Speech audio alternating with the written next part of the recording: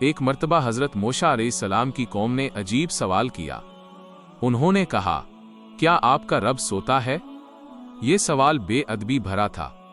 حضرت موسیٰ علیہ السلام کو غصہ آیا۔ انہوں نے سختی سے کہا، میرا رب کبھی نہیں سوتا۔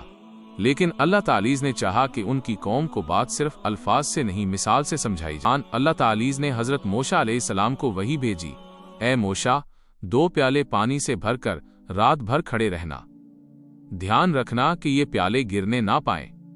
حضرت موسیٰ علیہ السلام طاقتور اور مضبوط ارادے کے مالک تھے۔ انہوں نے 2 پیالے پانی سے بھرے، دونوں ہاتھوں میں لیے اور کھڑے ہو گئے۔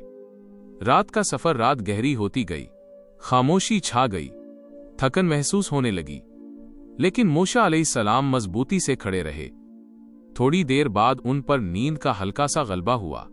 پہلا جھٹکا لگا، انہوں نے خود کو سنبھال لیا۔ دوسرا جھٹکا لگا، پھر بھی پیالے بچ گئے۔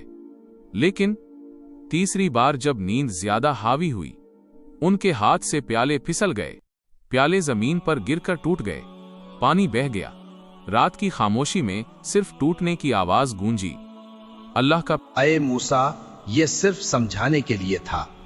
اگر تمہارا رب بھی سو جائے تو زمین اور آسمان بھی ان پیالوں کی طرح ٹوٹ کر بکھر جائیں گے۔ حضرت موسیٰ علیہ السلام نے سمجھ لیا۔ اللہ نے اپنی مخلوق کو یہ بتانا چاہا، اللہ پر کبھی نیند غالب نہیں آتی، وہ ہمیشہ زندہ ہے، وہ ہمیشہ نظام سنبھالے ہوئے ہے۔ قرآن کا پیغام آیت الکرسی کا حصہ۔ اللہ تعالیٰ فرماتا ہے، لا تاخذہ سنتی ولا نومی، نہ اسے جھپکی آتی ہے نہ نیند، یعنی اللہ کو نہ تھکن ہوتی ہے نہ اس پر کبھی غفلت آتی ہے۔